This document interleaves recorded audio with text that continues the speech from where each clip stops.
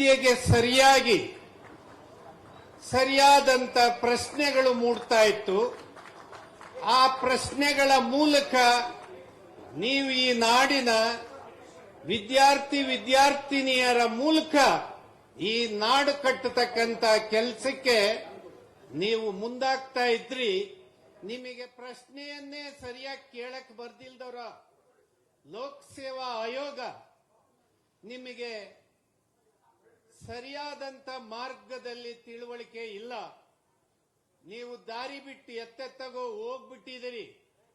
ಮಾನ್ಯ ಸಿದ್ದರಾಮಯ್ಯನವರೇ, ಕಳೆದ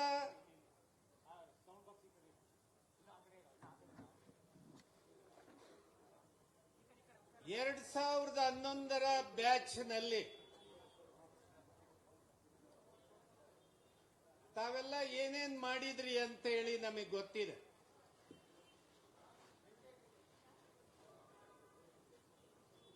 ಆ ಸಂದರ್ಭದಲ್ಲಿ ತಮ್ಮಿಂದ ಯಾವ ತರದ ತಪ್ಪನ್ನ ಸಮರ್ಥನೆ ಮಾಡಿಕೊಂಡ್ರಿ, ಆ ಮೂಲಕ ತಪ್ಪುಗಳನ್ನ ಹೇಗೆ ಮುಂದುವರಿಸಿದ್ರಿ, ಇದೆಲ್ಲದನ್ನ ಪ್ರಶ್ನೆ ಮಾಡೋದಕ್ಕೆ ನ್ಯಾಯಾಲಯಕ್ಕೆ ಹೋಗ್ಬೇಕಾ? ನಿಮಗೆ ವಿವೇಚನೆ ಇಲ್ವಾ? ಸರ್ಕಾರದ ಆಡಳಿತ ಮಾಡೋರಿಗೆ. ಮಾನ್ಯ ಸಿದ್ದರಾಮಯ್ಯ, ನಿಮ್ಗೂ ಕೂಡ ಹೇಳೋದೇನಂದ್ರೆ, ತಪ್ಪನ್ನ ಪದೇ ಪದೇ ಮಾಡ್ತಕ್ಕಂಥದ್ದು ನಿಮ್ಮ ಜಾಣತನ ಅಲ್ಲ, ಅದು ನಿಮ್ಮ ಮೂರ್ಖತನ ಆಗುತ್ತೆ. ಯಾರಿದ್ದಾರೆ ಬೃಹಸ್ಪತಿಗಳು ಲೋಕಸೇವಾ ಆಯೋಗದಲ್ಲಿ, ಅವ್ರಿಗೆ ಹೇಳ್ಬೇಕು, ನೀವು ಸರಿಯಾಗಿ ಕೆಲಸ ಮಾಡಬೇಕು, ಸರಿಯಾದ ರೀತಿಯಲ್ಲಿ. ಈ ನಾಡಿನ ಬಹಳ ಪ್ರಮುಖವಾದ ಪರೀಕ್ಷೆ ಇದು. ಈ ನಾಡಿನ ಜವಾಬ್ದಾರಿಯನ್ನು ಹೊತ್ತು ಕಾರ್ಯನಿರ್ವಹಿಸುವಂತ ಕೆಲಸ ಇದು. ಇಲ್ಲಿ ಜವಾಬ್ದಾರಿ ಜನರನ್ನ ಆಯ್ಕೆ ಮಾಡಬೇಕಾಗಿದೆ. ನೀವು ಪ್ರಶ್ನೆ ಮಾಡೋರೆ 101 ತಪ್ಪುಗಳನ್ನ ಮಾಡಿದ್ರೆ ಹೆಂಗೆ ಅಂತ ಹೇಳಿ ನಾನು ನಿಮ್ಮನ್ನು ಕೇಳ್ತೀನಿ. ಮಿಸ್ಟರ್ ಸಿದ್ದರಾಮಯ್ಯನವರು, ಇದು ಸರಿನಾ? ನಿಮ್ಮ ವಿಧಾನಸೌಧ ಹೋಗಿ ದರ್ಜೆ ರಾಜಕಾರಣಕ್ಕೆ ಇಳಿದು ಬಿಟ್ಟಿದೆ. ಯಾವ ನೀತಿ ಇಲ್ಲ, ಯಾವ ಸಿದ್ಧಾಂತ ಇಲ್ಲ, ಕೇವಲ ಕುರ್ಚಿ ಹಿಡಿಯೋ ಆಟ ಪ್ರಾರಂಭ ಆಗ್ಬಿಟ್ಟೈತೆ. ಮಾಡಿ ವಿದ್ಯಾರ್ಥಿಗಳು ಬೀದಿಲ್ ಕುಂತು ಚಳವಳಿ ಮಾಡೋದು ಬೇಡ, ಅವರು ಇನ್ನೂ ಹೆಚ್ಚು ಅಧ್ಯಯನ ಮಾಡಲಿ. ಈ ಪರೀಕ್ಷೆಯನ್ನ ತಾವೇನ್ ಮಾಡಿದ್ರಿ, ತಪ್ಪಿನಿಂದ ಆಗಿರ್ತಕ್ಕಂಥ ಪರೀಕ್ಷೆ, ಇದನ್ನ ರದ್ದು ಮಾಡಿ ಮತ್ತೊಂದು ಸಾರಿ ಸರಿಯಾದ ವಿವೇಚನೆ ಇರ್ತಕ್ಕಂಥ ಪ್ರಶ್ನೆ ಪತ್ರಿಕೆಯನ್ನ ತಾವು ಮತ್ತೊಂದು ಸಾರಿ ಪ್ರಾರಂಭ ಮಾಡಿ, ಆ ಮೂಲಕ ನಮ್ಮ ನಾಡಿನ ವಿದ್ಯಾರ್ಥಿಗಳಿಗೆ ಗೌರವ ಬರುವ ಪರೀಕ್ಷೆ ಆಗಲಿ. ಸರ್ಕಾರ ಸರಿಯಾದ ದಿಕ್ಕಲ್ಲಿ ನಡೀಬೇಕು. ಇದು ಯಾರ್ದು ಅತ್ತೆ ಮನೆ ಅಲ್ಲ, ಲೋಕಸೇವಾ ಆಯೋಗ ಅಥವಾ ಯಾರ್ದೋ ಸರ್ವಾಧಿಕಾರ ನಡೆಸುವಂತ ಜಾಗ ಅಲ್ಲ. ಅದು ಎಲ್ಲರ ಈ ನಾಡಿನ ಬಹಳ ಪ್ರಮುಖ.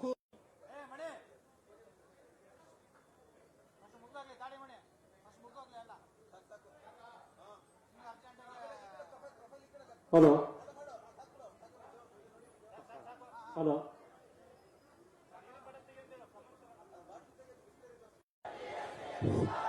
ಧಿಕ್ಕಾರ ಧಿಕ್ಕಾರ ಧಿಕ್ಕಾರ ಧಿಕ್ಕಾರ.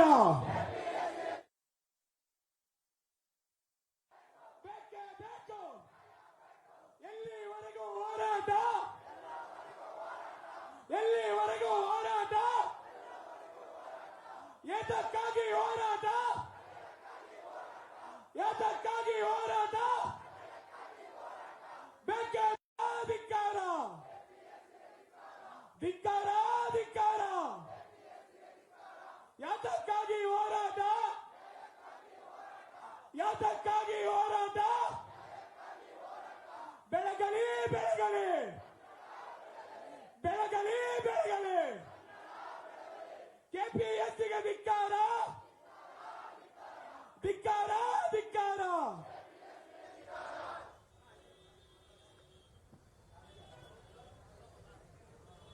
ನಮ್ಮ ಇವರು ಭಾರತೀಯ ಜನತಾ ಪಾರ್ಟಿ ಯುವ ಮೋರ್ಚಾ ಅಧ್ಯಕ್ಷರು ಆಗಿದ್ದಾರೆ. ಇವ್ರ ಬಗ್ಗೆ ಒಂದೇ ಒಂದು ವಾಕ್ಯ ಹೇಳಬೇಕಾಗುತ್ತದೆ. ವಿದ್ಯಾರ್ಥಿಗಳು ಪೊಲೀಸ್ ಸ್ಟೇಷನ್ ಅಲ್ಲಿ ಬಂಧಿಸಿದಾಗ ಯಾರಾದ್ರೂ ರಾಜ್ಯದಲ್ಲಿ ಬಂದು ನಮ್ಮನ್ನ ಬಿಡಿಸ್ತಾರಂದ್ರೆ ಅದು ನಮ್ ಧೀರಾಜ್ ಮುರುಗೇಶ್ ಅಣ್ಣನವರೇ. ದಯವಿಟ್ಟು ಅಣ್ಣ, ನಮ್ಗೆ ತುಂಬಾ ಅನ್ಯಾಯ ಆಗಿದೆ. ನಿಮ್ ಮುಖಾಂತರ ನಮ್ ನ್ಯಾಯ ಬೇಕೇ ಬೇಕು. ನಿಮ್ಮಂತವ್ರು ನಮ್ ಜೊತೆಲಿದ್ರೆ ಮಾತ್ರ ನಮ್ ನ್ಯಾಯ ಸಿಗೋಣ. ಬಂದ್ಬಿಟ್ಟು ಒಂದೆರಡು ಮಾತು ಮಾತಾಡಕಂತ ಕೇಳ್ಕೊಂತ ಇದ್ವಿ. Thank you.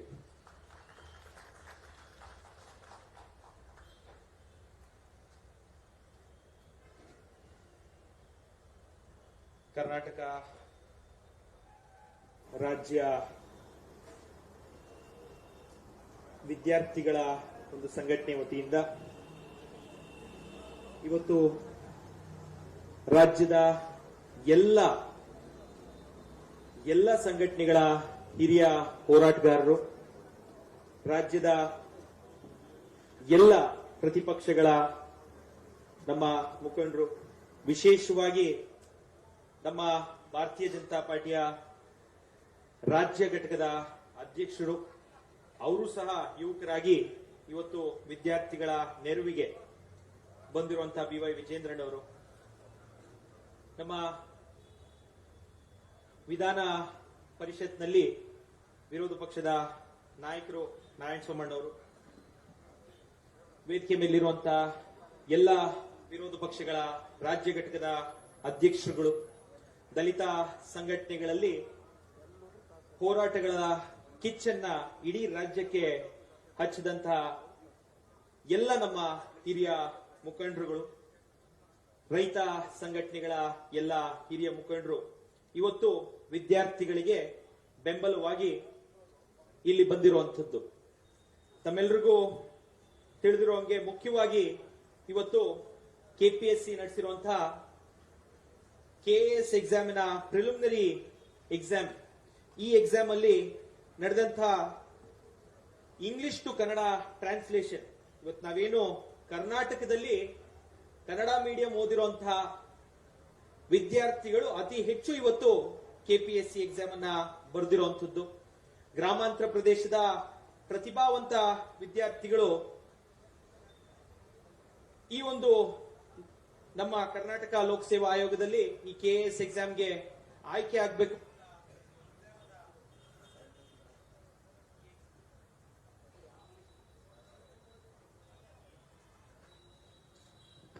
ಎಕ್ಸಾಮ್ ಅನ್ನ ಬರೆದಂತಹ ಸಂದರ್ಭದಲ್ಲಿ 59 ತಪ್ಪುಗಳು ಈ ಕ್ವೆಶ್ಚನ್ ಪೇಪರ್ ಅಲ್ಲಿ ಇದ್ದಂಥದ್ದು. ಅದರಲ್ಲಿ ಮೇಜರ್ ಆಗಿ 25 ಪ್ರಶ್ನೆಗಳು ಪರೀಕ್ಷೆ ಬರೀತಾ ಇರುವಂತಹ ಪರೀಕ್ಷಾರ್ಥಿಗಳಿಗೆ ಅರ್ಥನೇ ಆಗದೆ ಇರುವಂತಹ ರೀತಿಯಲ್ಲಿ ಈ KPSC ಅವರು ಈ KAS ಪ್ರಿಲಿಮಿನರಿ ಎಕ್ಸಾಮ್ ಅನ್ನ ನಡೆಸಿರುವಂತದ್ದು. KPSC ಬೋರ್ಡ್ ಅನ್ನ ತಪ್ಪ, ಎಕ್ಸಾಮಿನೇಷನ್ ಕಂಟ್ರೋಲರ್ ತಪ್ಪ, ಅಥವಾ ಕ್ವೆಶ್ಚನ್ ಪೇಪರ್ ಅನ್ನ ಫ್ರೇಮ್ ಮಾಡಿರೋರು ತಪ್ಪ ಅಂತ ನಾವು ನೋಡೋದಾದ್ರೆ ನೇರ ಹೊಣೆ ಇದಕ್ಕೆ ಬರುವಂತದ್ದು ರಾಜ್ಯ ಸರ್ಕಾರದ ಹೊಣೆ. ರಾಜ್ಯ ಸರ್ಕಾರ ನಡೆಸ್ತಿರುವಂತಹ ಅತಿ ಉನ್ನತ ಪರೀಕ್ಷೆ ಇವತ್ತು ವಿದ್ಯಾರ್ಥಿಗಳಿಗೆ ಅನ್ಯಾಯ ಆಗುತ್ತೆ ಅಂದ್ರೆ ಯಾವ ರೀತಿ ನಡಿಬೇಕು ಅನ್ನೋದನ್ನ ಯೋಚನೆ ಮಾಡಬೇಕಾಗುತ್ತೆ. ಇದೇ ನೋಡೋದಾದ್ರೆ PDO ಎಕ್ಸಾಮ್ ಆಗ್ಬೋದು, PSI ಎಕ್ಸಾಮ್ ಆಗ್ಬೋದು, ಮತ್ತು ಏನು RI ಎಕ್ಸಾಮ್ ಆಗ್ಬೋದು. ಈ ಮಿಕ್ಕಿದ ಎಕ್ಸಾಮ್ಗಳಲ್ಲಿ ಯಾವುದೇ ಕಾರಣಕ್ಕೂ ಈ ರೀತಿ ಟ್ರಾನ್ಸ್ಲೇಷನ್ ಮಿಸ್ಟೇಕ್ ಆಗಲ್ಲ. ಕನ್ನಡದಲ್ಲೇ ಕ್ವೆಶ್ಚನ್ ಪೇಪರ್ ಅನ್ನ ಸೆಟ್ ಮಾಡ್ತಾರೆ, ಕನ್ನಡದಲ್ಲಿ ಸೆಟ್ ಮಾಡಿರುವಂತಹ ಕ್ವೆಶ್ಚನ್ ಅನ್ನ ಇಂಗ್ಲಿಷ್ಗೆ ಟ್ರಾನ್ಸ್ಲೇಟ್ ಮಾಡ್ತಾರೆ. ಆದ್ರೆ ಇವತ್ತು KPSC ಯಲ್ಲಿ KAS ಎಕ್ಸಾಮ್ಗೆ ಮಾಡಿರುವಂತಹ ಅನ್ಯಾಯ ಮತ್ತು ಪರೀಕ್ಷಾರ್ಥಿಗಳಿಗೆ ಮಾಡಿರುವಂತಹ ಅನ್ಯಾಯದ ವಿರುದ್ಧ ಬೀದಿಗೆ ಸಂಘಟನೆಗಳು ಇಳಿದಿದ್ದಾವೆ. ಖಂಡಿತವಾಗ್ಲೂ ರಾಜ್ಯ ಸರ್ಕಾರ, ಸನ್ಮಾನ್ಯ ಮುಖ್ಯಮಂತ್ರಿಗಳು ಏನು ಕ್ಯಾಬಿನೆಟ್ ಅನ್ನ ನಡೆಸ್ತಾ ಇದ್ದಾರೆ, ಇದ್ರ ಬಗ್ಗೆ ಸೂಕ್ತ ನಿರ್ಧಾರವನ್ನ ತಗೋಬೇಕು. ವಿದ್ಯಾರ್ಥಿಗಳ ನೆರವಿಗೆ ಬರಲೇಬೇಕು. ಇಲ್ದಿದ್ರೆ ಮುಂದಿನ ದಿನಗಳಲ್ಲಿ ವಿದ್ಯಾರ್ಥಿಗಳ ಒಟ್ಟಿಗೆ, ವಿದ್ಯಾರ್ಥಿ ಸಂಘಟನೆಗಳ ಒಟ್ಟಿಗೆ ವೇದಿಕೆ ಮೇಲಿರುವಂತಹ ಎಲ್ಲಾ ಗಣ್ಯರು, ಎಲ್ಲಾ ಹಿರಿಯರು ಖಂಡಿತವಾಗ್ಲೂ ಹೋರಾಟದ ಕಿಚ್ಚನ್ನ ಬೀದಿಗೆ ತರುವಂತದ್ದು ಮತ್ತು ಈ ಸರ್ಕಾರಕ್ಕೆ ತರುವಂತಹ ಕೆಲಸವನ್ನ ಮುಂದಕ್ಕೆ ಮಾಡ್ತಾರೆ ಅಂತ ಈಗಾಗಲೇ ಎಲ್ಲ ಹಿರಿಯರು ತಿಳಿಸಿದ್ದಾರೆ. ಇದ್ರ ಜೊತೆಗೆ ಏನು ಕಾಂತಕುಮಾರ್ ಅವರು ಮತ್ತು ಮಿಕ್ಕಿದ ಸಂಘಟನೆಯವರು KPSC ಎಕ್ಸಾಮ್ ಮತ್ತು SSC ಎಕ್ಸಾಮ್ ಓವರ್ಲ್ಯಾಪ್ ಆಗಿತ್ತು. ಅವಾಗ ರಾಜ್ಯ ಸರ್ಕಾರ ವಿಜಯನಗರ ಠಾಣೆಯಲ್ಲಿ 10ಕ್ಕೂ ಹೆಚ್ಚು ವಿದ್ಯಾರ್ಥಿಗಳನ್ನ ಅರೆಸ್ಟ್ ಮಾಡಿದ್ರು. ಅವತ್ತು ಅವ್ರನ್ನ ಬಿಡಿಸೋದ್ರಲ್ಲೂ ಭಾರತೀಯ ಜನತಾ ಪಾರ್ಟಿಯ ರಾಜ್ಯಾಧ್ಯಕ್ಷರ ಒಂದು ಮಾರ್ಗದರ್ಶನದಲ್ಲಿ ಅವತ್ತು ಅವ್ರನ್ನ ಬಿಡಿಸಿದೀವಿ. ಅದೇ ರೀತಿಯಲ್ಲಿ PSI ಎಕ್ಸಾಮಿನೇಷನ್ ಕರೆದಂತಹ ದಿನ UPSC ಮೇನ್ ಪೇಪರ್ ಇತ್ತು. ಅದಕ್ಕೂ ಸಹ ಪರಮೇಶ್ವರ್ ಅವ್ರನ್ನ ಮಾನ್ಯ ಸಚಿವರನ್ನ ಭೇಟಿ ಮಾಡಿ ಸಂಘಟನೆಯವರೊಟ್ಟಿಗೆ ಆ ಎಕ್ಸಾಮ್ ಅನ್ನು ಸಹ ಪೋಸ್ಟ್ಪೋನ್ ಮಾಡಿಸಿ PSI ಎಕ್ಸಾಮ್ ಅಲ್ಲಿ ಅವತ್ತು ಬರೆದಂತ ಬೇಕಾದಷ್ಟು ವಿದ್ಯಾರ್ಥಿಗಳು UPS ಮೇನ್ಸ್ ಸೆಲೆಕ್ಟ್ ಆಗಿದ್ದಂತ ವಿದ್ಯಾರ್ಥಿಗಳು 270ಕ್ಕೂ ಹೆಚ್ಚು ವಿದ್ಯಾರ್ಥಿಗಳು 2 ಪರೀಕ್ಷೆಗಳಿತ್ತು, ಅದನ್ನ ಪೋಸ್ಟ್ಪೋನ್ ಮಾಡಿದ ನಂತರ 50ಕ್ಕೂ ಹೆಚ್ಚು ಜನ ಇವತ್ತು PSI ಎಕ್ಸಾಮ್ ಅನ್ನ ಕ್ಲಿಯರ್ ಮಾಡಿದ್ದಾರೆ. ಮೇಜರ್ ಆಗಿ ಯುವಕರಿಗೆ ಇದರಲ್ಲಿ ಅನ್ಯಾಯ ಆಗ್ತಿರುವಂತದ್ದು, KPSC ಎಕ್ಸಾಮ್ ಪ್ರತಿ ವರ್ಷ UPSC ಮಾಡೆಲ್ ಅಲ್ಲಿ ಪ್ರತಿ ವರ್ಷ ಕರೆದ್ರೆ ಇಷ್ಟು ಜನ ಇವತ್ತು ಸಂಘಟನೆಯವರು ಇಲ್ಲಿ ಸೇರ್ತಾ ಇರಲಿಲ್ಲ. ಪ್ರತಿಯೊಬ್ಬರಿಗೂ ವಯಸ್ಸನ್ನ ಕಳ್ಕೊಂತಾ ಇದ್ದಾರೆ, ಲೀಗಲ್ ಏಜ್ ಬರೆಯಕ್ಕೆ ತೊಂದರೆ ಆಗ್ತಾ ಇದೆ. ಕಳೆದ 10 ವರ್ಷಗಳಲ್ಲಿ ಕೇವಲ 3 ಬಾರಿ KS ಎಕ್ಸಾಮ್ ಅನ್ನ ಕಾಲ್ಫರ್ ಮಾಡಿರುವಂತದ್ದು. ಇದ್ರ ವಿರುದ್ಧವಾಗಿ ಮುಂದಿನ ದಿನಗಳಲ್ಲಿ ಸಂಘಟನೆಯ ಒಟ್ಟಿಗೆ ನಾವು ಖಂಡಿತವಾಗ್ಲೂ ಇರ್ತೀವಿ ಮತ್ತು ಯಾವುದೇ ರೀತಿಯಲ್ಲಿ ಒಂದು ಸರ್ಕಾರ ಇದಕ್ಕೆ ಪ್ರಾಪರ್ ನೋಟಿಫಿಕೇಶನ್ ಕೊಟ್ಟು ಪ್ರತಿ ವರ್ಷ ಎಕ್ಸಾಮ್ ನಡೆಸುವಂತ ರೀತಿ ಆಗ್ಬೇಕು. ವೇಕೆಂಟ್ ಇರುವಂತಹ ಗ್ರೂಪ್ ಎ ಅಲ್ಲಿ 16,000ಕ್ಕೂ ಹೆಚ್ಚು ಪೋಸ್ಟ್ಗಳು ಇವತ್ತು ವೇಕೆಂಟ್ ಇದೆ. ಗ್ರೂಪ್ ಬಿ ಹುದ್ದೆಗಳು 16,000ಕ್ಕೂ ಹೆಚ್ಚು ಪೋಸ್ಟ್ಗಳು ಇವತ್ತು ರಾಜ್ಯದಲ್ಲಿ ಗ್ರೂಪ್ ಎ ಗ್ರೂಪ್ ಬಿ ಹುದ್ದೆಗಳು ಖಾಲಿ ಇರುವಂತದನ್ನ KPSC ಫಿಲ್ ಮಾಡೋದಕ್ಕೆ ಮುಂದಿನ ದಿನಗಳಲ್ಲಿ ಸೂಕ್ತ ಕ್ರಮ ತಗೊಳ್ಳಿಕ್ಕೆ ನಮ್ಮ ರಾಜ್ಯಾಧ್ಯಕ್ಷರು, ನಮ್ಮ ವಿರೋಧ ಪಕ್ಷದ ನಾಯಕರು ಎಲ್ಲರೂ ಸರ್ಕಾರದ ವಿರುದ್ಧವಾಗಿ ಹೋರಾಟವನ್ನ ಮುಂದುವರಿಸ್ತಾರೆ ಅಂತ ಹೇಳ್ತಾ, ವಿದ್ಯಾರ್ಥಿಗಳ ಹೋರಾಟಕ್ಕೆ ಭಾರತೀಯ ಜನತಾ ಪಾರ್ಟಿಯ ಯುವ ಘಟಕ ಸದಾಕಾಲ ಸಿದ್ಧರಾಗಿರ್ತಾರೆ. ಯಾವುದೇ ರೀತಿಯಾದಂತಹ ಪೊಲೀಸ್ ಬೆದರಿಕೆಗೂ ಹೆದರದೆ ನಾವು ಮುನ್ನುಗ್ತೀವಿ, ನಿಮ್ಮೊಟ್ಟಿಗೆ ಇರ್ತೀವಿ ಅಂತ ಈ ವೇದಿಕೆ ಮುಖಾಂತರ ತಮಗೆ ಆಶ್ವಾಸನೆಯನ್ನ ನೀಡ್ತಾ, ಮತ್ತೊಮ್ಮೆ ರಾಜ್ಯ ಸರ್ಕಾರ ಕನ್ನಡವನ್ನ ನಿರ್ಲಕ್ಷ್ಯ ಮಾಡಿರುವಂತಹ ಈ ಒಂದು ಎಕ್ಸಾಮಿನ ವಿರುದ್ಧ ನಿಮ್ಮ ಪ್ರತಿಭಟನೆಗೆ ಮುಂದಿನ ದಿನಗಳಲ್ಲಿ ಯಾವ ಖಾಲಿ ಇರುವಂತಹ ಹುದ್ದೆಗಳನ್ನ ಭರ್ತಿ ಮಾಡೋವರೆಗೂ ನಿಮ್ಮ ಪ್ರತಿಭಟನೆಗೆ ನಮ್ಮ ಸಂಪೂರ್ಣ ಸಹಕಾರ ಇರುತ್ತೆ ಅಂತ ತಮ್ಮೆಲ್ಲರಿಗೂ ತಿಳಿಸ್ತಾ, ವೇದಿಕೆ ಮೇಲಿರುವಂತಹ ಎಲ್ಲಾ ಗಣ್ಯರಿಗೂ ಧನ್ಯವಾದಗಳನ್ನ ತಿಳಿಸ್ತಾ, ಈ ಹೋರಾಟವನ್ನ ಇನ್ನೂ ಉಗ್ರವಾಗಿ ಮುಂದಿನ ದಿನಗಳಲ್ಲಿ ಏನು ನಮ್ಮ ವಿಧಾನಸೌಧ ಮುತ್ತಿಗೆ ಹಾಕುವವರೆಗೂ ವಿದ್ಯಾರ್ಥಿಗಳು ಹೋರಾಡಲಿ ಅಂತ ಶುಭವನ್ನ ಹಾರೈಸ್ತಾ ನನ್ನ 2 ಮಾತುಗಳನ್ನ ಮುಗಿಸ್ತೀನಿ. ಧನ್ಯವಾದಗಳು.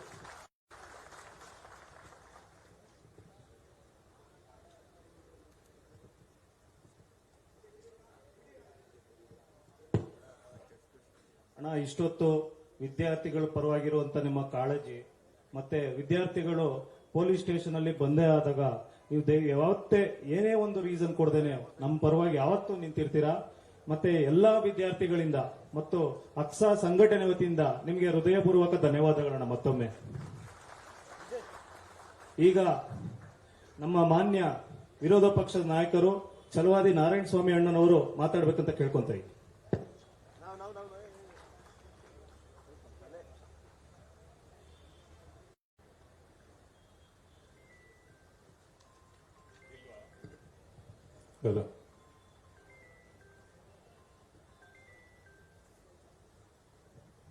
ಮಾನ್ಯ ಬಂಧುಗಳೇ,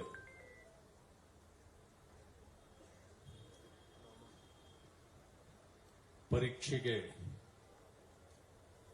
ಸಿದ್ಧರಾದರೂ ವಂಚಿತರಾಗಿ ಹೋರಾಟಕ್ಕೆ ಇಳಿದಿರ್ತಕ್ಕಂಥ ಎಲ್ಲ ನನ್ನ ಬಂಧುಗಳೇ, ಸಭೆಯ ವೇದಿಕೆಯಲ್ಲಿ ಆಸೀನರಾಗಿರ್ತಕ್ಕಂಥ ಭಾರತೀಯ ಜನತಾ ಪಕ್ಷದ ಅಧ್ಯಕ್ಷರು ಮುಖಂಡರಾದ ವಿಜೇಂದ್ರ ಅವರೇ,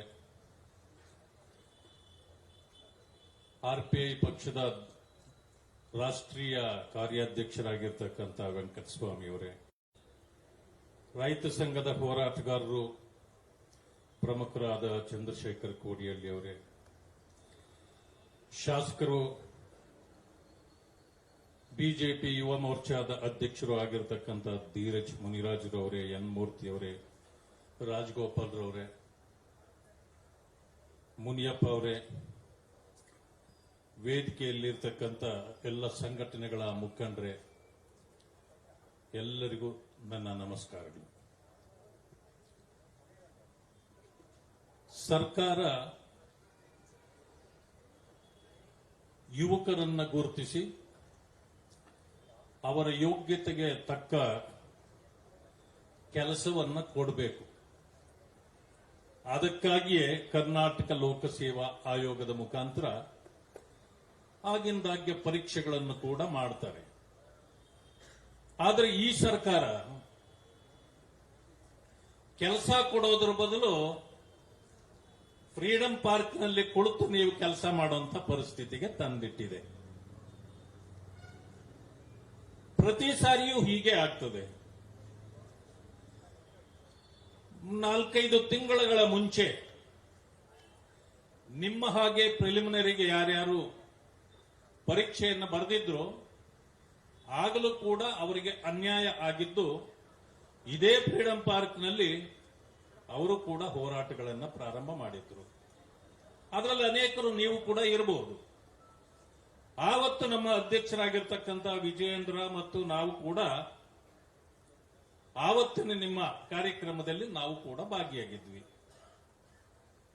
ಭವಿಷ್ಯ ಪದೇ ಪದೇ ತಪ್ಪು ಮಾಡೋದಿಲ್ಲ ಸರ್ಕಾರ ಅಂತ ನಾವು ಅಂದುಕೊಳ್ತೇವೆ. ಆದರೆ ತಪ್ಪು ಮಾಡೋದೇ ಒಂದು ರೀತಿಯ ಅವರ ಕೆಲಸ ಆಗೋಗಿದೆ. ಕಳೆದ ಬಾರಿ 57 ಪ್ರಶ್ನೆಗಳು ಕನ್ನಡದಲ್ಲಿ ತಪ್ಪಾಗಿ ಮುದ್ರಿತವಾಗಿದ್ದನ್ನ ಆವತ್ತು ಪರೀಕ್ಷೆ ಬರೆದಿರ್ತಕ್ಕಂಥ ಮಿತ್ರರೆಲ್ಲರೂ ಕೂಡ ವಿರೋಧ ಮಾಡಿದ್ರು, ಪ್ರತಿಭಟನೆ ಮಾಡಿದ್ರು, ಸರ್ಕಾರದ ಗಮನ ಸೆಳೆದಿದ್ರು. ಆದರೂ ಕೂಡ ಸರ್ಕಾರ ಅದಕ್ಕೆ ಸೊಪ್ಪಾಕಲಿಲ್ಲ. ಈ ಸಾರಿಯೂ ಕೂಡ 36 ಅಥವಾ 37 ಪ್ರಶ್ನೆಗಳು ತಪ್ಪಾಗಿ ಮುದ್ರಿತವಾಗಿದೆ ಕನ್ನಡದಲ್ಲಿ. ಆದರೆ ಕೆಲವರಿಂದ ನಾನು ಕೇಳ್ಪಟ್ಟೆ, ಯಾರು ಪತ್ರಿಕೆಯನ್ನ ಕನ್ನಡದಲ್ಲಿ ಮಾಡ್ತಾರೋ ಅಥವಾ ಇಂಗ್ಲಿಷ್ನಲ್ಲಿ ಮಾಡ್ತಾರೋ ಅವರ ಹೆಸರು ಜ್ಞಾನೇಂದ್ರ ಕುಮಾರ್ ಅಂತ ನೀವೇ ಮೆನ್ಷನ್ ಮಾಡಿದ್ದೀರಿ. ಬಟ್ ಅವರಿಗೆ ಜ್ಞಾನ ಇದೆಯಾ ಅಂತ ಪರೀಕ್ಷೆ ಮಾಡಬೇಕು. ಒಂದ್ಸಾರಿ ಅವರ ಜ್ಞಾನವನ್ನ ಸ್ವಲ್ಪ ಪರೀಕ್ಷೆ ಮಾಡಬೇಕು. ಒಂದು ಸಮಯ ಅವರಿಗೆ ಜ್ಞಾನ ಇಲ್ಲ ಅಂದ್ರೆ ಬೇರೆ ಜ್ಞಾನ ಇರತಕ್ಕಂಥವ್ರನ್ನ ತಂದು ಆ ಸ್ಥಳದಲ್ಲಿ ಕೂಡಿಸ್ಬೇಕು. ನಾನು ಹೇಳ್ತಕ್ಕಂಥದ್ದು, ಪ್ರಶ್ನೆ ಪತ್ರಿಕೆಯನ್ನ ಮೊದಲು ನೀವು ಕನ್ನಡದಲ್ಲಿ ಮಾಡಿ. ಯಾಕೆಂದ್ರೆ ಇದು ಕರ್ನಾಟಕ. ಮಾತೆತ್ತಿದ್ರೆ ಕನ್ನಡದ ಪರವಾಗಿ ಮಾತಾಡ್ತಾರೆ ಮುಖ್ಯಮಂತ್ರಿಗಳು, ಮಂತ್ರಿಗಳು. ಅನೇಕ ಮಂತ್ರಿಗಳಿಗೆ ಕನ್ನಡನೇ ಸರಿಯಾಗಿ ಬರೋಲ್ಲ. ಟಿವಿನಲ್ಲಿ ಕೂಡ ಬಂದ್ಬಿಟ್ಟಿದೆ ಅದು, ನಮ್ಮ ಮಂತ್ರಿಗಳಿಗೆ ಕನ್ನಡ ಬರಲ್ಲ ಸರಿಯಾಗಿ ಅಂತ. ಇಂಥ ಪರಿಸ್ಥಿತಿಯನ್ನಿಟ್ಕೊಂಡು ನೀವು ಆಂಗ್ಲ ಭಾಷೆಯಲ್ಲಿ ಪ್ರಶ್ನೆ ಪತ್ರಿಕೆಯನ್ನ ಮಾಡಿ ಗೂಗಲ್ನಲ್ಲಿ ಅದನ್ನ ತರ್ಜಿಮೆ ಮಾಡ್ತೀರಿ. ಯಾಕೆ ಕನ್ನಡ ಗೊತ್ತಿರೋರು ನಿಮ್ಮ ಸರ್ಕಾರದಲ್ಲಿ ಯಾರು ಇಲ್ವಾ? ಒಂದು ಸಮಯ ಇಲ್ಲ ಅಂತಂದ್ರೆ ಹೇಳಿ, ಬೇಕಾದ್ರೆ ನಾವ್ ಯಾರನ್ನಾದ್ರೂ ಕಳಿಸ್ಕೊಡ್ತೀವಿ. ಪರಿಸ್ಥಿತಿ ಹೀಗಿರುವಾಗ ಕನ್ನಡದಲ್ಲಿ ಮೊದಲು ಮಾಡಿ. ನೀವು ಅದನ್ನ ಗೂಗಲ್ಗಾದ್ರೂ ಹಾಕೊಳ್ಳಿ, ಹಾಳಾಗೋತ್ ಮಾಡ್ಕೊಳ್ಳಿ, ನಮ್ಗೆ ಯಾಕೆ? ಇಂಗ್ಲಿಷ್ನಲ್ಲಿ ಬರ್ಕೊಳ್ಳೋರು ಬರ್ಕೊಳ್ಳಿ, ಮೊದಲು ಕನ್ನಡವನ್ನು ಸರಿ ಮಾಡಿ.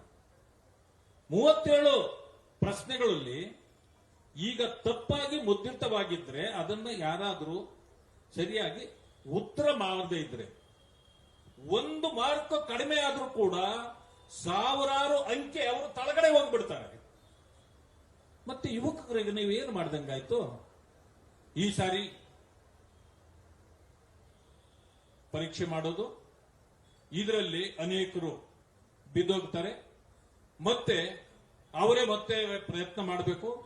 ಅಷ್ಟೊತ್ತಿಗೆ ಇನ್ನೊಂದು ಪರೀಕ್ಷೆ ಬರೋಷ್ಟೊತ್ತಿಗೆ ಅನೇಕರಿಗೆ ಆ ವಯಸ್ಸೇ ಆಗೋಗಿರ್ತದೆ. ಅವರು ನಿಮ್ಮ ಪರೀಕ್ಷೆಗೆ ಬರಕ್ಕೆ ಸಾಧ್ಯ ಇಲ್ಲ, ಕೆಲಸವನ್ನೇ ಕಳ್ಕೊಂಡು ಬಿಡ್ತಾರೆ. ಇಂಥ ಪರಿಸ್ಥಿತಿಗೆ ಒಂದು ಸರ್ಕಾರ ಪರಿಹಾರವನ್ನು ಕಂಡುಹಿಡ್ಕೊಳ್ಬೇಕಾಗಿತ್ತು, ಇದುವರೆಗೂ ಇಲ್ಲ.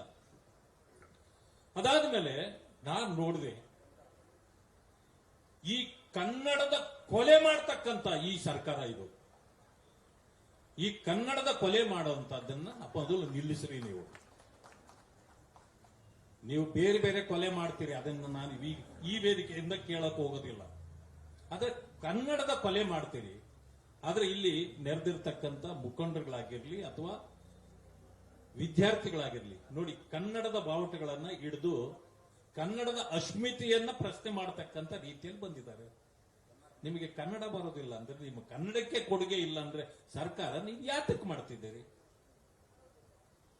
3 ತಿಂಗಳ ಮುಂಚೆ, 3 ತಿಂಗಳಲ್ಲಿ 2 ತಿಂಗಳಾಯ್ತು, PDO ಪರೀಕ್ಷೆ ಕೂಡ ನಡೆಯಿತು.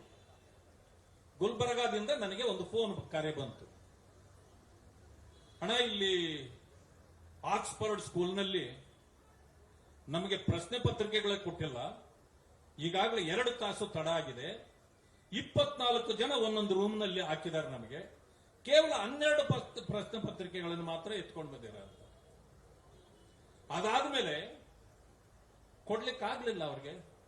ಅವ್ರನ್ನೆಲ್ಲ ಊಟಕ್ಕೆ ಕಳಿಸಿದ್ರು. ಊಟ ಅಂತಂದ್ರೆ ಹೊರಗಡೆ ಹೋಗ್ಬೇಡಿ, ಊಟಕ್ಕೆ ನಾವೇ ತರಿಸ್ತೀವಿ, ಇಲ್ಲೇ ಊಟ ಮಾಡಿ, ಇನ್ನೊಂದು 1 ತಾಸಿನಲ್ಲಿ ನಿಮಗೆ ಪತ್ರಿಕೆಗಳನ್ನು ಕೊಡ್ತೀವಿ ಅಂತಂದ್ರು. ಕೊನೆಗೆ ಅದು ಆಗ್ಲೇ ಇಲ್ಲ. ಅವರೆಲ್ಲರೂ ಬೀದಿಗಿಳಿದು ಹೋರಾಟ ಮಾಡಿದ್ರು. ಆದ್ರೂ ಕೂಡ ಈ ಮಂಡು ಸರ್ಕಾರ ಏನ್ ಹೇಳ್ತು ಅಂದ್ರೆ, ಇಲ್ಲ ಸರಿಯಾಗೇ ಬಂದಿದೆ, ಬರುವಾಗ ತಡ ಆಗಿದೆ ಅಂತ. ಆದ್ರೆ ಮಾಡಿದ ಲೋಪಗಳಿಗೆ ಸಮಜಾಯಿಸಿ ಕೊಡೋದನ್ನೇ ಮಾಡ್ತದೆ ಹೊರತು ಈ ಸರ್ಕಾರ ತಪ್ಪುಗಳನ್ನು ಸರಿಪಡಿಸೋಣ, ಯಾರು ಅವ್ರಿಗೆ ಅನ್ಯಾಯ ಆಗದೆ ಇರಲಿ, ಆ ಯುವಕರು ಕೆಲಸಕ್ಕೆ ಹೋಗ್ಲಿ ಅಂತಕ್ಕಂಥ ಒಂದು ಇದೇ ಇಲ್ಲ ಇವರಿಗೆ. ಆ ಕಾರಣದಿಂದ ನಾನು ಹೆಚ್ಚು ಸಮಯವನ್ನು ತೆಗೆದುಕೊಳ್ಳಕ್ ಹೋಗುವುದಿಲ್ಲ. ನೀವೇನು ಯುವಕರೆಲ್ಲ ಬಂದಿದ್ರಿ, ಮಾನ್ಯ ಅಧ್ಯಕ್ಷರನ್ನ ನಮ್ಮ ವಿಜಯೇಂದ್ರ ಅವರನ್ನ ಕೇಳಿದ್ರಿ, ನನ್ನನ್ನು ಕೂಡ ಭೇಟಿ ಮಾಡಿದ್ರಿ. ನಾವಿವತ್ತು ಇಡೀ ಪಕ್ಷವಾಗಿ ನಿಮ್ಮ ಸಹಕಾರಕ್ಕೆ, ನಿಮ್ಮ ಜೊತೆಯಲ್ಲಿ ನಿಲ್ಲಲಿಕ್ಕೆ ನಾವು ಬಂದಿದ್ದೇವೆ. ಇಡೀ ಪಕ್ಷವಾಗಿ ಬಂದಿದ್ದೇವೆ. ಯಾವುದೇ ಕಾರಣಕ್ಕೆ ನಿಮಗೆ ಅನ್ಯಾಯ ಆಗುವುದನ್ನು ನಾವು ಸಹಿಸಿಕೊಳ್ಳೋದಿಲ್ಲ. ಅಧಿಕಾರ ಇರುತ್ತೆ ಹೋಗುತ್ತೆ. 1.5 ವರ್ಷದಿಂದ ನಾವು ಕೂಡ ಅಧಿಕಾರದಲ್ಲಿದ್ವಿ. ಸಣ್ಣ ಪುಟ್ಟ ತಪ್ಪುಗಳಾಗೋದು ಸಹಜ. ಆದ್ರೆ ತಿದ್ದುಕೊಳ್ಬೇಕು ಅಂತಕ್ಕಂಥ ಒಂದು ಇದು ಪ್ರಜ್ಞೆ ಸರ್ಕಾರಕ್ಕೆ ಇರಬೇಕಲ್ಲ.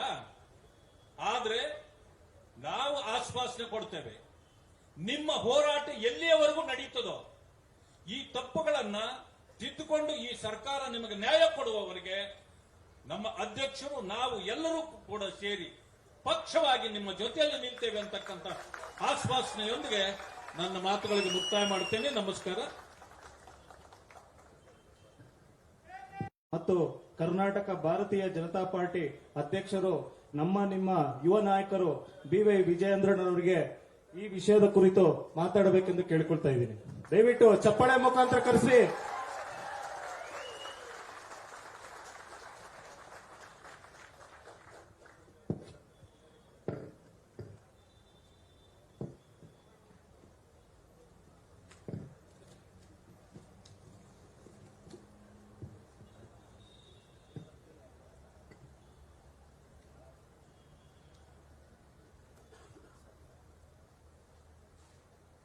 ಅಖಿಲ ಕರ್ನಾಟಕ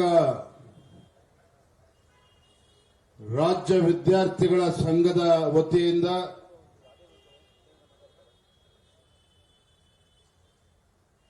ರಾಜ್ಯದ ಮೂಲೆ ಮೂಲೆಗಳಿಂದ ಬಂದಿರತಕ್ಕಂತ ವಿದ್ಯಾರ್ಥಿ ಮಿತ್ರರ ನೇತೃತ್ವದಲ್ಲಿ, ಯುವಕರ ನೇತೃತ್ವದಲ್ಲಿ ಕೆಪಿಎಸ್ಸಿನಲ್ಲಿ ಆಗ್ತಾ ಇರತಕ್ಕಂತ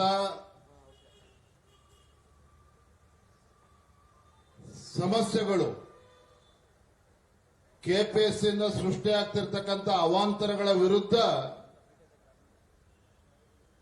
ರಾಜ್ಯದ ಲಕ್ಷಾಂತರ ಯುವಕ ಮಿತ್ರರು ಇವತ್ತೇನು ಬೀದಿಗೆ ತರ್ತಕ್ಕಂಥ ಕೆಲಸ ಇವತ್ತು ರಾಜ್ಯ ಸರ್ಕಾರ ಕೆಪಿಎಸ್ಸಿ ಮಾಡ್ತಾ ಇದೆ. ಇದರ ವಿರುದ್ಧ ತಾವೆಲ್ಲರೂ ಸಹ ಬೃಹತ್ ಪ್ರತಿಭಟನೆಯಲ್ಲಿ ತಾವೆಲ್ಲರೂ ಕೂಡ ಭಾಗವಹಿಸಿದ್ದೀರಿ.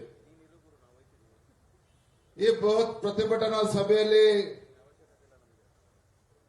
ಭಾಗವಹಿಸಿರ್ತಕ್ಕಂಥ ರಾಜ್ಯದ ವಿರೋಧ ಪಕ್ಷದ ನಾಯಕರಾಗಿರ್ತಕ್ಕಂಥ ಛಲವಾದಿ ನಾರಾಯಣಸ್ವಾಮಿ ಅವರೇ,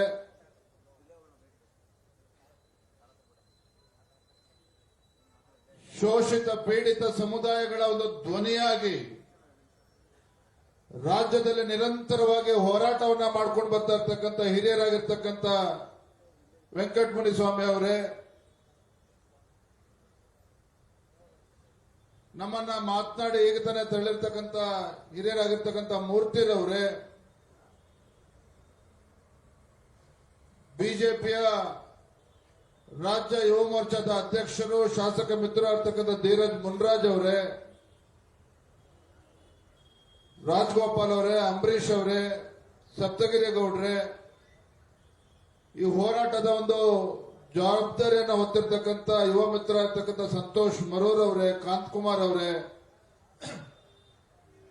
ವೇದಿಕೆ ಮೇಲೆ ವೇದಿಕೆ ಮುಂಭಾಗದಲ್ಲಿ ಆಸೀನರಾಗಿರ್ತಕ್ಕಂಥ ಯುವಕ ಮಿತ್ರರೇ, ಪತ್ರಿಕಾ ಹಾಗೂ ಮಾಧ್ಯಮದ ಸ್ನೇಹಿತರೆ, ನಾನು 2 ನಿಮಿಷ ಮಾತನಾಡೋಕೆ ಮುಂಚಿತವಾಗಿ ಒಂದು ಮಾತನ್ನು ಇವತ್ತು ಸ್ಪಷ್ಟಪಡಿಸ್ತೇನೆ. ನಾನು ಇವತ್ತು ಹೋರಾಟದಲ್ಲಿ ಭಾಗವಹಿಸಿರ್ತಕ್ಕಂಥದ್ದು ಶಿಕಾರಿಪುರ ಕ್ಷೇತ್ರದ ಶಾಸಕನಾಗಿ ಅಲ್ಲ, ರಾಜ್ಯದ ಒಂದು ಭಾರತೀಯ ಜನತಾ ಪಾರ್ಟಿ ಅಧ್ಯಕ್ಷನಾಗಿ ಇವತ್ತು ನಾನು ಈ ಹೋರಾಟಕ್ಕೆ ಬಂದಿಲ್ಲ. ಬದಲಾಗಿ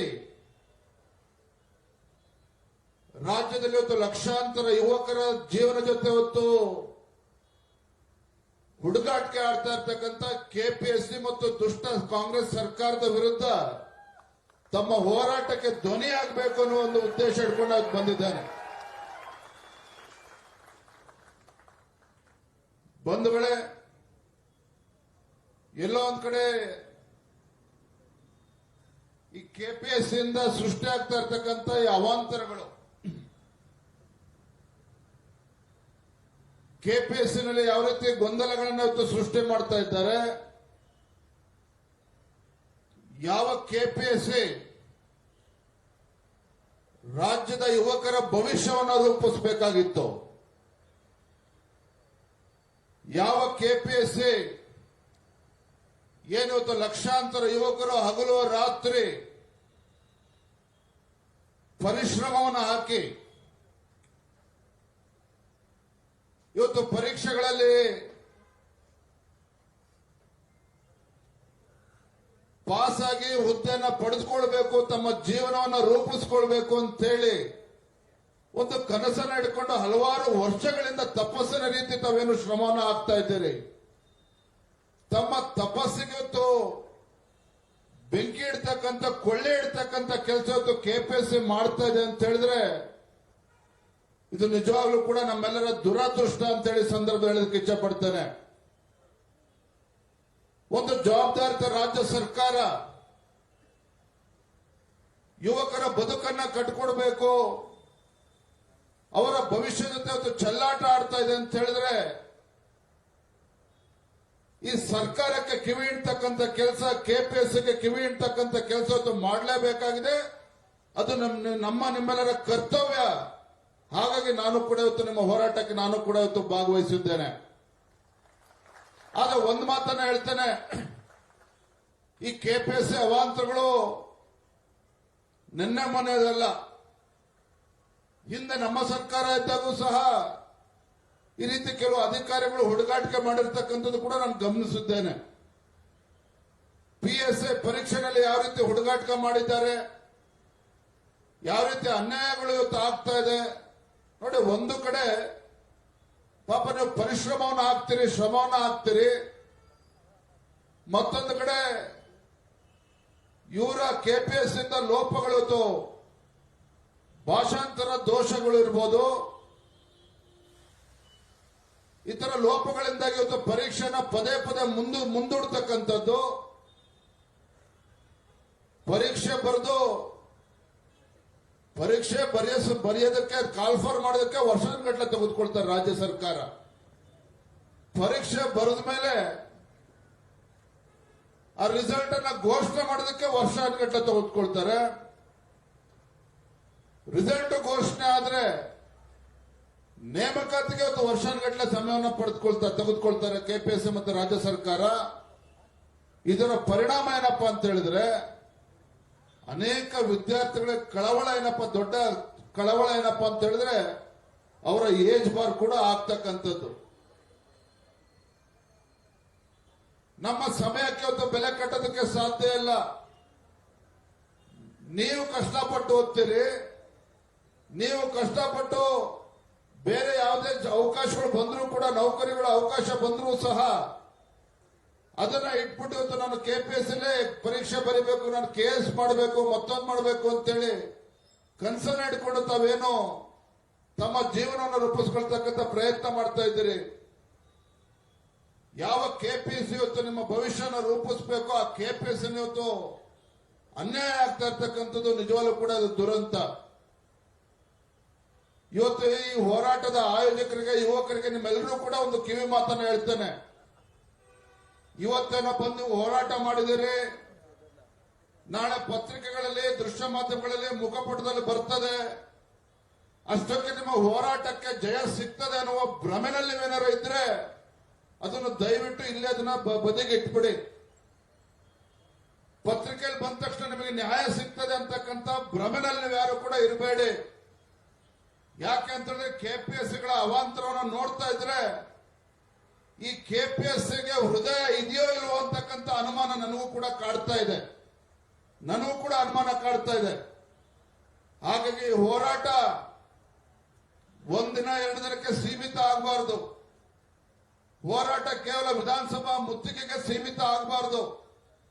ಎಲ್ಲಿಯವರೆಗೂ ನಿಮ್ಮಗಳಿಗೆ ನ್ಯಾಯ ಸಿಗೋದಿಲ್ವೋ, ಎಲ್ಲಿಯವರೆಗೂ ಕೂಡ ಕೆಪಿಎಸ್ಸಿನಲ್ಲಿ ಮನುಷ್ಯತ್ವದಿಂದ ಅಲ್ಲಿ ಅಧಿಕಾರಿಗಳು ನಡ್ಕೊಳ್ಳೋದಿಲ್ವೋ, ಎಲ್ಲಿವರೆಗೂ ಕೂಡ ರಾಜ್ಯ ಸರ್ಕಾರ ಎಚ್ಚೆತ್ತುಕೊಂಡು ನಿಮ್ಮ ಕೂಗಿಗೆ ಹೊತ್ತು ನ್ಯಾಯ ಕೊಡ್ತಕ್ಕಂಥ ಕೆಲಸ ಮಾಡೋದಕ್ಕೆ ಮುಂದೆ ಬರೋದಿಲ್ವೋ, ಅಲ್ಲಿಯವರೆಗೂ ಸಹ ತಾವು ಹೋರಾಟದಿಂದ ಹಿಂದೆ ಸರಿಬಾರದು ಅನ್ನೋ ಮಾತನ್ನ ಈ ಸಂದರ್ಭದಲ್ಲಿ ಹೇಳೋದಕ್ಕೆ ಇಚ್ಛಪಡ್ತೇನೆ.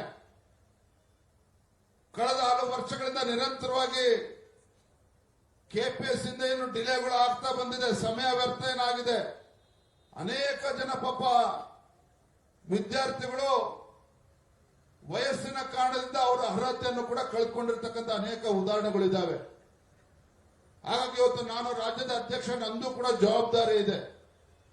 ಏನಪ್ಪ ವಿಜಯಣ್ಣ ಬಂದ್ರು, ಮೈಕ್ ಕೊಟ್ರು, ಭಾಷಣ ಬಿಗಿದು ಹೋದ್ರು ಅಂತೇಳಿ ನೀವು ಭಾವಿಸಬೇಡಿ. ನನಗೂ ಕೂಡ ಜವಾಬ್ದಾರಿ ಇದೆ. ನಾನು ಒಬ್ಬ ಶಾಸಕನಾಗಿ, ಅದಕ್ಕಿಂತ ಹೆಚ್ಚಾಗಿ ನಮ್ಮ ಯುವಕ ಮಿತ್ರರಾಗಿ ನಿಮ್ಮ ಹೋರಾಟಕ್ಕೆ ನಾನು ಸದಾ ಬೆಂಬಲವನ್ನು ಕೊಡ್ತೇನೆ. ಬೆಂಬಲದ ಜೊತೆಗೆ ನಿಮಗೆ ನ್ಯಾಯ ಸಿಗ್ತಕ್ಕಂಥ ನಿಟ್ಟಿನಲ್ಲಿ ಸಂಪೂರ್ಣವಾಗಿ ನಾನು ನಿಮ್ಮ ಜೊತೆ ಇರ್ತೇನೆ ಅನ್ನುವ ವಿಶ್ವಾಸವನ್ನು ಸಂದರ್ಭ ಕೊಡೋದಕ್ಕೆ ಇಚ್ಛಪಡ್ತೇನೆ.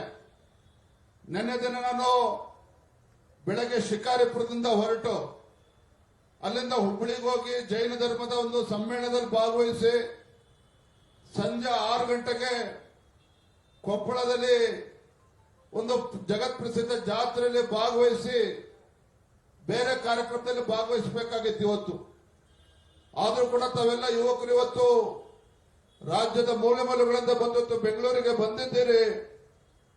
ಇವತ್ತು ಹೋರಾಟದಲ್ಲಿ ತಾವೆಲ್ಲರೂ ಕೂಡ ಭಾಗವಹಿಸ್ತಾ ಇದ್ದೀರಿ.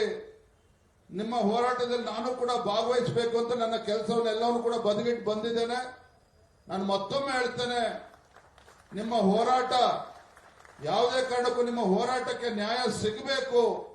ಆ ನಿಟ್ಟಿನಲ್ಲಿ ನೀವು ಹೋರಾಟದ ರೂಪುರೇಷೆಗಳನ್ನ ನೀವು ಮುಖಂಡರು ಕೂತೋದಕ್ಕೆ ಚಿಂತನೆ ಮಾಡಿ ಹೋರಾಟವನ್ನು ರೂಪಿಸಬೇಕು ಅನ್ನೋ ಮಾತನ್ನ ಈ ಸಂದರ್ಭದಲ್ಲಿ ಹೇಳ್ತಾ, ನಿಮ್ಮ ಹೋರಾಟಕ್ಕೆ ಜಯ ಸಿಗಲಿ ಅನ್ನುವ ಆಶಯವನ್ನ ಈ ಸಂದರ್ಭದಲ್ಲಿ ವ್ಯಕ್ತಪಡಿಸಿ ನಾನು ಕೂಡ ನಿಮ್ಮ ಜೊತೆಲಿ ಇದ್ದೇನೆ. ನಮ್ಮೆಲ್ಲ ಪಕ್ಷನೂ ಕೂಡ ನಿಮ್ಮ ಜೊತೆಲಿ, ನಮ್ಮ ಪಕ್ಷವೂ ಕೂಡ ನಿಮ್ಮ ಜೊತೆಲಿ ಇರ್ತೇವೆ. ಇವತ್ತು ದಲಿತ ಸಂಘರ್ಷ ಸಮಿತಿಗಳು ಇರ್ಬೋದು, ರೈತ ಸಂಘಗಳು ಇರ್ಬೋದು, ಇವತ್ತು ಪಕ್ಷಾತೀತವಾಗಿ, ಜಾತ್ಯತೀತವಾಗಿ ನಿಮ್ಮ ಹೋರಾಟಕ್ಕೆ ಧ್ವನಿ ಕೂಡಿಸ್ತಕ್ಕಂಥ ಕೆಲಸವನ್ನ ಮಾಡಿದ್ದಾರೆ. ಎಲ್ಲ ಹಿರಿಯರಿಗೂ ಕೂಡ ಈ ಸಂದರ್ಭದಲ್ಲಿ ವಂದನೆಯನ್ನ ಸಲ್ಲಿಸ್ತಾ ತಮ್ಮೆಲ್ಲರೂ ಕೂಡ ಶುಭವಾಗಲಿ, ನಿಮ್ಮ ಭವಿಷ್ಯಕ್ಕೆ ಒಳ್ಳೆಯದಾಗಲಿ, ನಿಮ್ಮ ಭವಿಷ್ಯ ಉಜ್ವಲವಾಗಿರಲಿ ಅಂತೇಳಿ ಹಾರೈಸ್ತಾ, ನಿಮ್ಮ ಹೋರಾಟಕ್ಕೆ ಜಯವಾಗಲಿ ಅಂತೇಳಿ ಮತ್ತೊಮ್ಮೆ ಹಾರೈಸ್ತಾ ನನ್ನ ಮಾತುಗಳನ್ನು ಮುಗಿಸ್ತಾ ಇದ್ದೇನೆ. ಜೈ ಹಿಂದ್, ಜೈ ಕರ್ನಾಟಕ.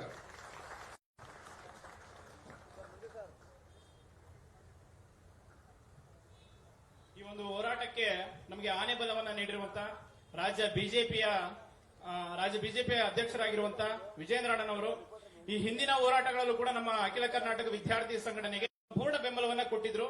ಈ ಹಿಂದೆ ಕೂಡ ಇದೇ ಫ್ರೀಡಂ ಪಾರ್ಕ್ ಅಲ್ಲಿ ನಾವು ಒಂದು ಹೋರಾಟವನ್ನ ಹಮ್ಮಿಕೊಂಡಾಗ ಮಾನ್ಯ ವಿಜೇಂದ್ರ ಅಣ್ಣವರು ಬಂದು ಹೋರಾಟಕ್ಕೆ ಸಂಪೂರ್ಣವಾದ ಬೆಂಬಲವನ್ನ ನೀಡಿ ಅವತ್ತು ಕೂಡ ನಮ್ಮ ಮನವಿಯನ್ನು ಸ್ವೀಕರಿಸಿದ್ರು. ಕೆಪಿಎಸ್ಸಿ ಅದರಲ್ಲೂ ವಿಶೇಷವಾಗಿ ಕೆಎಸ್ ಅಭ್ಯರ್ಥಿಗಳ ಪರವಾಗಿ ಪ್ರತಿ ವಿಚಾರದಲ್ಲೂ ಕೂಡ ಏನೇ ಪರೀಕ್ಷೆ ಕೆಪಿಎಸ್ಸಿಯಲ್ಲಿ ಯಾವುದೇ ಸಮಸ್ಯೆ ಆದ್ರೂ ಕೂಡ ಅದರ ಬಗ್ಗೆ ಇಮಿಡಿಯೇಟ್ ಆಗಿ ಒಂದು ಟ್ವೀಟ್ ಅನ್ನ ಮಾಡ್ತಾರೆ. ಅಭ್ಯರ್ಥಿಗಳ ನೋವನ್ನ ಅವ್ರ ಹತ್ರ ತೆಗೆದುಕೊಂಡು ಹೋದಾಗ ತುಂಬಾ ಪಾಸಿಟಿವ್ ಆಗಿ ರೆಸ್ಪಾನ್ಸ್ ಮಾಡ್ತಾರೆ. ಇಲ್ಲಿ ಬಂದಿರುವಂತಹ ಸಾವಿರಾರು ಅಭ್ಯರ್ಥಿಗಳ ಪರವಾಗಿ ಈಗ ಆಲ್ರೆಡಿ ಅವರು ಮಾತಾಡಿದ್ರು, ಹಲವಾರು ವಿಷಯಗಳನ್ನ ಇದರಲ್ಲಿ ಅವರು ಹೇಳಿದ್ರು. ವಿಶೇಷವಾಗಿ ಸರ್ಕಾರ ನೇಮಕಾತಿ ವಿಷಯದಲ್ಲಿ ತುಂಬಾ ವಿಳಂಬ ನೀತಿಯನ್ನ ಅನುಸರಿಸುತ್ತೆ. ಸೊ ಅದು ಕೂಡ ಎಷ್ಟರ ಮಟ್ಟಿಗೆ ನಿರುದ್ಯೋಗಕ್ಕೆ ಕಾರಣವಾಗಿದೆ ಅನ್ನೋದನ್ನು ಕೂಡ ಅವರು ಹೇಳಿದ್ರು. ಹಾಗೆ ಮುಂಬರುವ ದಿನಗಳಲ್ಲಿ ಯಾವ ರೀತಿಯಾಗಿ ಪಾರದರ್ಶಕತೆ ಅನ್ನೋದು ಮೂಡಬೇಕು ಪರೀಕ್ಷೆಗಳಲ್ಲಿ ಅನ್ನೋದ್ರ ಬಗ್ಗೆ ಕೂಡ ಹೇಳಿದ್ರು. ವಿದ್ಯಾರ್ಥಿಗಳ ಧ್ವನಿಯಾಗಿ ನಮ್ಮ ವಿಜೇಂದ್ರ ಅವರು ಇದ್ದಾರೆ. ಅವರ ಒಂದು ಹಾಸ್ಟೆಲ್ ನಾನು ಕೂಡ ವಿದ್ಯಾರ್ಥಿಯಾಗಿ ಓದಿರೋದು ವೀರಶೈವ ಹಾಸ್ಟೆಲ್ ಬಸವೇಶ್ವರ ಇದರಲ್ಲಿ ಇದೆ, ಹೊಸಳ್ಳಿ ಮೆಟ್ರೋ ಸ್ಟೇಷನ್ ಹತ್ರ. ಅದೇ ಹಾಸ್ಟೆಲ್ ಸಾವಿರಾರು ವಿದ್ಯಾರ್ಥಿಗಳು ಪ್ರತಿ ವರ್ಷ ಕೂಡ ಇಂಜಿನಿಯರಿಂಗ್ ಆಗಿರ್ಬೋದು, ಬೇರೆ ಬೇರೆ ಕೋರ್ಸ್ಗಳಿಗೆ ಜಿಲ್ಲೆಗಳ ಎಲ್ಲೆಲ್ಲೋ ನಮ್ಮ ಉತ್ತರ ಕರ್ನಾಟಕದ ಹಲವಾರು ಹಿಂದುಳಿದ ಜಿಲ್ಲೆಗಳಿಗೆ ಬಂದು ಓದ್ತಾರೆ. ಅವರೆಲ್ಲರಿಗೂ ಕೂಡ ಅನ್ನ ಆಶ್ರಯವನ್ನು ನೀಡಿರುವಂತಹ ಹಾಸ್ಟೆಲ್ ಅದು. ಆ ಹಾಸ್ಟೆಲ್ ಕೂಡ ಹಲವಾರು ಜನ KS ಪರೀಕ್ಷೆಯನ್ನು ಬರೆಯುವಂತಹ ಆಸ್ಪಿರೆಂಟ್ಸ್ಗಳು ಇವತ್ತು ಇಲ್ಲಿ ಬಂದಿದ್ದಾರೆ ಈ ಹೋರಾಟಕ್ಕೆ. ಅವರ ಸಹಕಾರ ನಮ್ಮ ಅಖಿಲ ಕರ್ನಾಟಕ ವಿದ್ಯಾರ್ಥಿ ಸಂಘಟನೆಗೆ ಹೀಗೆ ಇರಲಿ ಅಂತ ಹೇಳ್ತಾ ಅವರಿಗೆ ಎಲ್ಲರ ಪರವಾಗಿ ಧನ್ಯವಾದಗಳನ್ನ ಅರ್ಪಿಸ್ತೀನಿ. ಹಾಗೆ ಮುಂದಿನ ಅತಿಥಿಗಳಾದಂತಹ ಭೀಮ್ ಆರ್ಮಿ ರಾಜ್ಯಾಧ್ಯಕ್ಷರು ರಾಜಗೋಪಾಲ್ ಸರ್ ಅವರು